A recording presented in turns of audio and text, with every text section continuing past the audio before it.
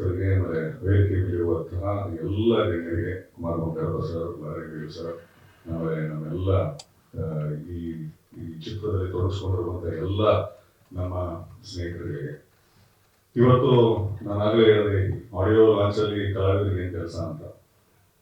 ಆದರೂ ಕೂಡ ನನಗೆ ಪ್ರೀತಿಯಿಂದ ಕಿಟ್ಟಪ್ಪ ಅವರು, ನಮ್ಮ ನಿರ್ದೇಶಕರಾದ ರಂಜನ್ ಅವರು ಬರಲೇಬೇಕು ಅಂತ ಒತ್ತಾಯ ಮಾಡಿದ್ರಿಂದ ಬಂದಿದ್ದಾಯಿತು. ಖುಷಿ ಆಯಿತು. 2 ಹಾಡುಗಳು ಅದ್ಭುತವಾಗಿದ್ದಾವೆ. ಮೊದಲನೇದು ರಾವಣ ಹಾಡು ಮತ್ತು ಇವತ್ತಿದ್ದು ಈ ಹಾಡನ್ನು ನಾವು ನೋಡಿದ್ವಿ, ಬಹಳ ಖುಷಿ ಆಯಿತು.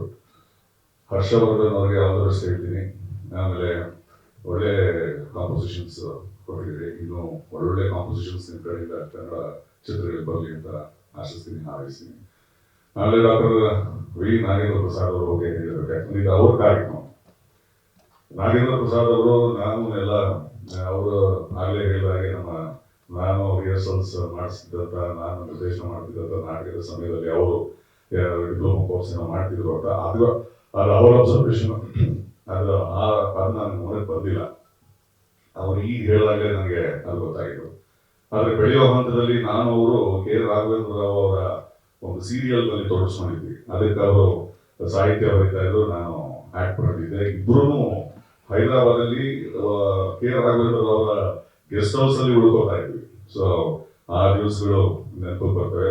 ಆಮೇಲೆ ಅವ್ರ ಬಗ್ಗೆ ಇನ್ನೊಂದು ಮಾತು ಅಂತಂದ್ರೆ, ನಮಗೆ ಜಿ ಉದಯಶಂಕರ್ ಸರ್ ಅವರು ಎಲ್ಲೂ ನಮಗೆ ಮರೆಯೋಕೆ ಸಾಧ್ಯ ಆಗಿಲ್ಲ ಅಂತ ಅನ್ಸುತ್ತೆ. ಯಾಕಂದ್ರೆ ಆ ಜಾಗವನ್ನ ಅದ್ಭುತವಾಗಿ ವಿ ನಾಗೇಂದ್ರ ಪ್ರಸಾದ್ ಅವರು ತುಂಬಿದ್ದಾರೆ. ಅವರ ಪ್ರತಿ ಗೀತೆಗಳನ್ನ ಕೇಳಿದಾಗ ಎಂತೆಂಥ ಅದ್ಭುತವಾದ ಸಾಹಿತ್ಯವನ್ನ ನಮ್ಮ ಚಿತ್ರಗಳಿಗೆ ಕೊಟ್ಟಿದ್ದಾರೆ ಅನ್ನೋದು ನಿಮ್ಗೆಲ್ಲರಿಗೂ ಗೊತ್ತಿದೆ. ನಾನು ಅದನ್ನ ಬಹಳ ಆಸ್ವಾದಿಸಿದವು. ಸೊ ಒಂದು happy birthday to Aari sir in advance. ಹೌದು ಸರ್, ಆರಿ ಸರ್ ಜೊತೆಲಿ ಐ ಥಿಂಕ್ 4ನೇ ಸಿನಿಮಾ ಏನೋ, ಅದರಲ್ಲಿ ಒಂದು ಬರಲಿಲ್ಲ, ರೆಬಲ್ ಬರಲಿಲ್ಲ, ಇನ್ನ ರೆಬಲ್ ಬಂದಿಲ್ಲ, ರಾಸ್ಕಲ್ ಅಂತ ಇನ್ನೊಂದು ಸಿನಿಮಾ ಅದು ಬರಲಿಲ್ಲ, ಎದೆಗಾರಿಕೆ, ಆಮೇಲೆ ಇನ್ನೊಂದು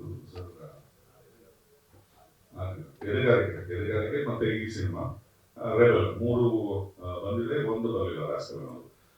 ಅದ್ಭುತವಾದ ಏನಂತಂದ್ರೆ, ನಮ್ಮ ಮಂಜಣ್ಣ ಅವ್ರ ಸಿನಿಮಾದಲ್ಲಿ, ಸಿಲ್ಕ್ ಮಂಜಣ್ಣ ಅವ್ರ ಸಿನಿಮಾದಲ್ಲಿ ನಾವು ಕೆಲಸ ಮಾಡೋದಕ್ಕಿಂತ ಹೆಚ್ಚಾಗಿ ಬಹಳ ಖುಷಿ ಪಟ್ಟಿದ್ದೆ ಹೆಚ್ಚು. ಎಲ್ಲ ಸ್ನೇಹಿತರಿಗೆ ಹಳೆಯ ಪರಿಚಯ, ಕಿಟ್ಟಪ್ಪ ಅವರ ಆದಿಯಾಗಿ, ನಾದಿ ಸರ್ ಆದಿಯಾಗಿ, ನಮ್ಮ ಧರ್ಮ, ಆಮೇಲೆ ಕೋಟೆ ಪ್ರಭಾಕರ್ ಸರ್ ಅವರು, ಶೋಭಿ ಅವರು, ಎಲ್ಲರೂ ನಾವು ಅವರಿಗೆ ಉಪಚಾರ ಮಾಡೋದ್ರಲ್ಲಿ ಎತ್ತಿರ್ತೀವಿ.